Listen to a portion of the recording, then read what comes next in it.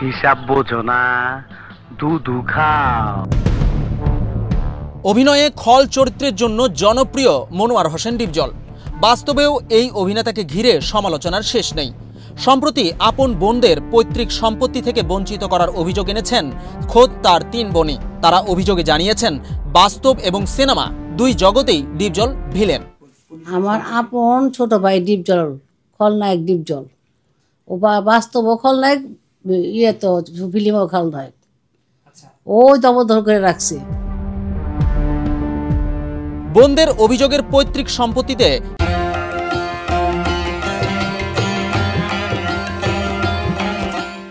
তাদের ন্যায্য অংশ না দিয়ে গত 40 বছর ধরে জবরদখল করে রেখেছেন ডিপজল। শত কোটি টাকার সম্পদ উদ্ধারে ডিপজল সহ 2 ভাইয়ের বিরুদ্ধে মামলা করেছেন 3 বোন। আদালতের নির্দেশে গত শুক্রবার তারা দাবিকৃত সম্পত্তিতে সাইনবোর্ড ঝুলিয়ে দেন।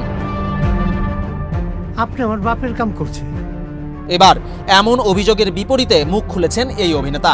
নিজের ফেসবুক প্রোফাইলে অভিযোগের বিপরীতে পরিষ্কার করেছেন নিজের অবস্থান। তিনি তার লেখায় জানিয়েছেন তার বিরুদ্ধে আনীত অভিযোগ মিথ্যা, তার বিরুদ্ধে অপবাদ ছড়ানো হচ্ছে।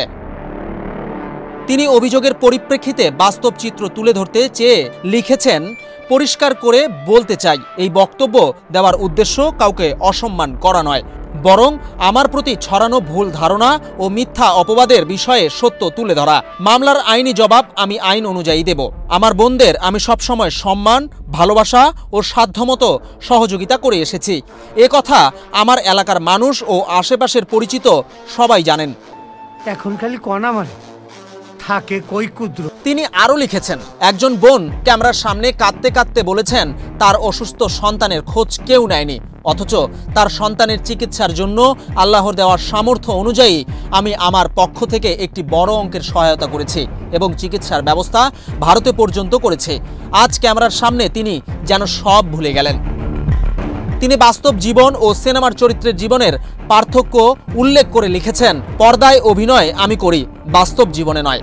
যদি জানতাম কোনোদিন বাস্তব জীবনে এমন অভিনয়ের সম্মুখীন হতে হবে তাহলে হয়তো প্রতিটি কাজের প্রমাণ রেখে দিতাম। আরেক বোন বলেছেন 11 বছর ধরে নাকি আমার সঙ্গে তার কোনো যোগাযোগ নেই, অথচ মাত্র 2 মাস আগেও তাকে ও তার সন্তানকে যথেষ্ট পরিমাণ অর্থ সাহায্য করা হয়েছে।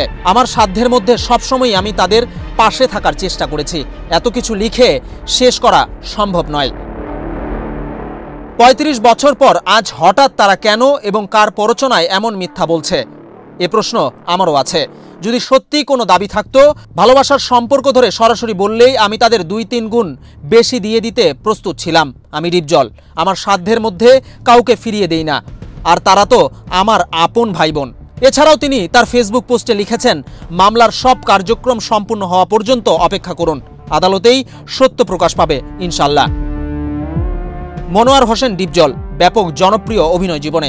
সম্প্রতি তার বিরুদ্ধে তার বোন ছাড়াও এক নারী ধর্ষণ, মারধর এবং অ্যাসিড নিক্ষেপের অভিযোগ আনেন। বিজন কুমার, বাংলাদেশ প্রতিদিন।